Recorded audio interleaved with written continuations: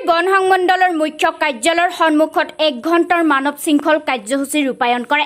ব্ৰিটিছৰ দিনৰ পৰা বাস কৰি অহা আদিবাসী পৰিয়ালৰ মাটিত বন বিভাগে কৰা বেদখলক লৈ আজি ডিগবৈ বন সংমণ্ডলৰ মুখ্য কাৰ্যালয়ৰ সন্মুখত সদৌ অসম আদিবাসী ছাত্ৰ সন্থা তিনিচুকীয়া জিলা সমিতিৰ আৰু 14খনকৈ আঞ্চলিক সমিতিৰ সহযোগত প্ৰায় 50জনতকৈ অধিক লোকে 1 ঘণ্টাৰ মানৱ শৃংখল কাৰ্যসূচী ৰূপায়ণ কৰে।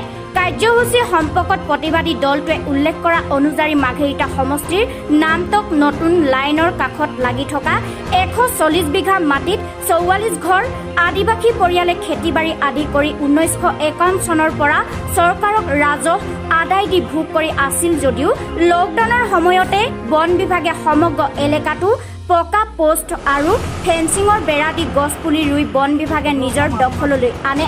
বন বিভাগে অপাৰদিহিং সংৰক্ষিত এলেকা বুলি নতুনকৈ এখন নাম ফলকো আঁৰি দিয়ে। এই সন্দৰ্ভত আদিবাসী ছাত্ৰ সন্থা তিনিচুকীয়া জিলাৰ বিভিন্ন আঞ্চলিক সমিতিৰ বিষয়ববীয়াও স্থানীয় ৰাইজে অংশগ্ৰহণ কৰি ন্যায্যতাৰ দাবী উত্থাপন কৰি ডিগবৈ বন সংমণ্ডলৰ মুখ্য কাৰ্যালয়ৰ সন্মুখত অসম চৰকাৰ হাই হাই, অসম চৰকাৰ বন বিভাগ মুৰ্দাবাদ আদি শ্লোগানেৰে এখনি প্ৰতিবাদী সভা অনুষ্ঠিত কৰাৰ লগতে নিজৰ দাবীসমূহ উল্লেখ কৰি স্মাৰক পত্ৰ প্ৰদান কৰে। আদিবাসী ছাত্ৰ সন্থা তিনিচুকীয়া জিলা সমিতিৰ উদ্যোগত আৰু বিভিন্ন আঞ্চলিক সমিতিৰ সহযোগত আজি 1 ঘণ্টীয়া মানৱ শৃংখল কাৰ্যসূচী সাব্যস্ত কৰিছোঁ আৰু সাব্যস্ত কৰিবৰ কাৰণে আমাক অসম চৰকাৰৰ যি বন বিভাগ আছে সেই বিভাগে বাধ্য কৰাই দিছে।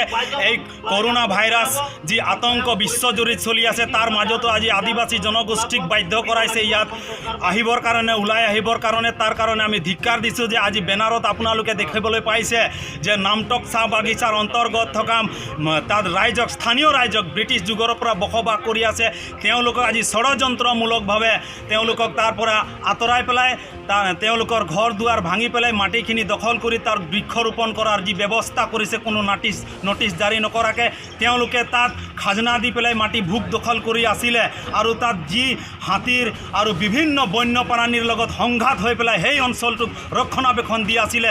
এজ এ ভাৰতীয় নাগৰিক হিচাপে ভাৰতীয় সংবিধানৰ গণ্ডিত থাকি পেলাই সংবিধানৰ সকলো নিয়মাৱলী মানি চলি পেলাই সুন্দৰভাৱে জীৱন যাপন কৰিছিলে, কিন্তু তেওঁলোকক আজি অসম চৰকাৰে আজি যি ষড়যন্ত্ৰ কৰি পেলাই তেওঁলোকক নিষেধ কৰাৰ তাত ব্যৱস্থা কৰিছে তাৰ কাৰণে সদৌ অসম আদিবাসী ছাত্ৰ সন্থা আমি ধিক্কাৰ জনাইছোঁ আৰু তেওঁলোকক হুংকাৰ দিছোঁ। তেওঁলোকৰ যি ক্ষতি হৈছে ক্ষতিপূৰণ প্ৰদান কৰিব লাগে, অন্যথা আমি ৰাজপথত ওলাই যাবৰ কাৰণে ইয়াতকৈও জংগী আন্দোলন কৰিবৰ কাৰণে আমি বাধ্য হ'ম। বৃক্ষৰোপণ কৰিছে তাৰ কাৰণে আজি আমি প্ৰতিবাদ কৰিবৰ কাৰণে বাধ্য হৈ গৈছোঁ যে তেওঁলোকে মানুহ হিচাপে ব্যৱহাৰ নকৰি জন্তু হিচাপে ব্যৱহাৰ কৰা। আমাৰ ফৰেষ্ট ডিপাৰ্টমেণ্ট আমাৰ মাটিবিলাক লৈ আছে, এইটো গোটেই জানে। ব্ৰিটিছ সময়ৰ পৰা আমাৰ মানুহ খেতি কৰি আছে, এইটো চবেই জানে। কিন্তু আজি আমাৰ বন বিভাগে, অসম চৰকাৰে আমাৰ মাটি কাঢ়িব লৈছে, এইটো আমি কেতিয়াও নামানো। আৰু আমাৰ যিটো অঞ্চল আছে সেই অঞ্চলত মাটি ইমান তণ্ডৱ কৰে যে ঘৰ চৰ ভাঙি শেষ কৰি দিয়ে, মানুহ মাৰি দিয়ে, তাত আজিলৈকে ক্ষতিপূৰণ নাপায়।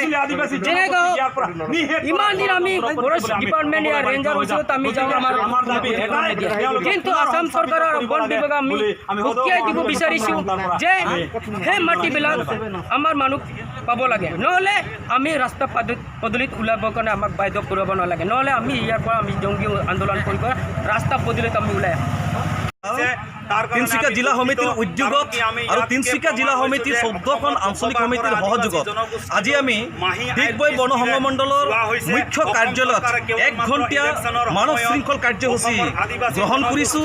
এই মানৱ শৃংখল কাৰ্যসূচীৰ যোগেদি অসম চৰকাৰৰ বিভাগীয় কৰ্তৃপক্ষ তথা বন বিভাগৰ গাফিলতিৰ আমি আজি আমি এই লকডাউনৰ সময়ত আমি ধৰ্মঘট বা তেনেধৰণৰ কাৰ্যসূচী ল'বলৈ বাধ্য হৈছোঁ। ইয়াৰ একমাত্ৰ কাৰণ 124 নং মাঘেৰিটা বিধানসভা সমষ্টি নামদাং চাহ বাগিচাৰ নামটক নতুন লাইনৰ 144 বিঘা মাটি আদিবাসী চাহ শ্ৰমিকসকলে আজি ব্ৰিটিছ যুগৰে পৰা তাত খেতি কৰি খাই থকা মাটিক আজি বন বিভাগে ষড়যন্ত্ৰ আৰু কৌশলেৰে এই মাটিক আজি লকডাউনৰ সময়ত তাৰৰ বেৰ লগাই দিয়ে আৰু গছপুলি লগাই তাত খেতি বাতি ঘৰ দুৰ্যাত যি সম্পত্তি বিনষ্ট নষ্ট কৰি আজি তাত খেতি মাটি ষড়যন্ত্ৰভাৱে তাত দখল কৰা বন বিভাগক আমি আদিবাসী ছাত্ৰ সন্থা তিনিচুকীয়া জিলা সমিতি আৰু আঞ্চলিক কমিটি তথা তিনিচুকীয়া জিলাৰ সমূহ আঞ্চলিক কমিটিৰ তৰফৰ পৰা ধিক্কাৰ জনাইছোঁ, গৰিহণা দিছোঁ।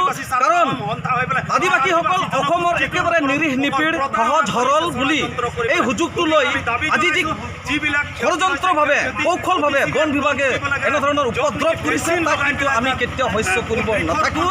সেয়েহে সদৌ অসম আদিবাসী ছাত্ৰ সন্থা মাৰ্ঘেৰিটা আঞ্চলিক সমিতিৰ তৰফৰ পৰা তথা তিনিচুকীয়া জিলা সমিতি আৰু তিনিচুকীয়া জিলা সমিতিৰ সমূহ আঞ্চলিক সমিতিৰ তৰফৰ পৰা আমাৰ দাবী হৈছে যে তাত 144 বিঘা মাটি যাৰ যাৰ নামত দখল আছে সিহঁতৰ নামত অৱণ্টন দিব লাগিব, মাটিৰ পট্টা দিব লাগিব।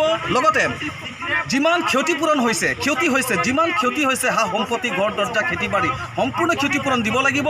লগতে তাত অলৰেডি খাজনা দিয়া আছে, মাটি খাজনা দি থকা হৈছে। সেই খাজনা দি থকা মাটি বন বিভাগে কৌশল আৰু ষড়যন্ত্ৰভাৱে দখল কৰাক আমি অতি শীঘ্ৰে এই ষড়যন্ত্ৰ বন্ধ কৰক, অন্যথাই অনাগত দিনবোৰত আদিবাসী ছাত্ৰ সন্থা জংগী আৰু আঁৰ কাঠীয়া আন্দোলন কৰিবলৈ বাধ্য হ'ব। News desk stand up Assam.